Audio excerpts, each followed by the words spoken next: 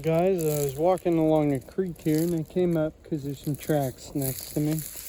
Found those insulator poles. I'm like, gee, they're strips of all their insulators. I don't find insulators usually because they're mostly broken on the track, but came over here, saw that bottom, like modern stuff.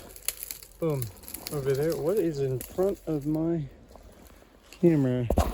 Sorry guys. Some web. There's an insulator there, and then there's an insulator here. And this one looks full. Yep. It's an IGCO. I don't know if that stands for Hemingway, but that would be my guess.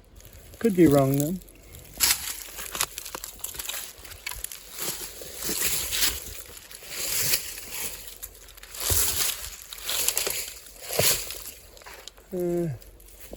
No other insulators over there.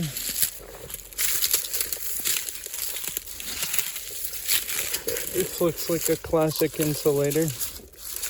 Nothing special, but it does have all the bottom complete, and it's a Hemingway.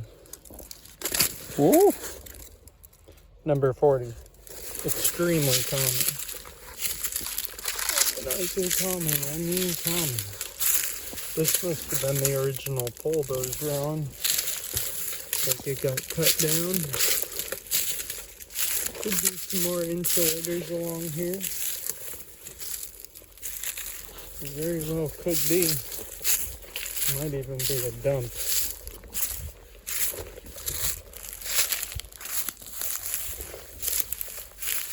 But we're gonna have to keep looking. See y'all in a bit. Can't go wrong when you're right by the original pole and you see that sticking down right there. It would appear these tracks are unwalked. It's only, I can't tell, but the experts out there I bet will. Either way, it's a nice one. Some more broken glass there to an insulator. Huh. Bet if I dug around, I'd find a few too.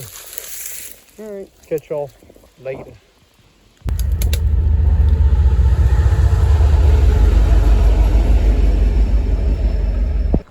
Yep, that's about all our days, so we're gonna head back home. A little fun walking the tracks west of Lincoln, and along with that, we found an 80s, 60s dump, but nothing crazy. I'm gonna walk the track some more sometime, and sorry about getting content out kind of late to y'all.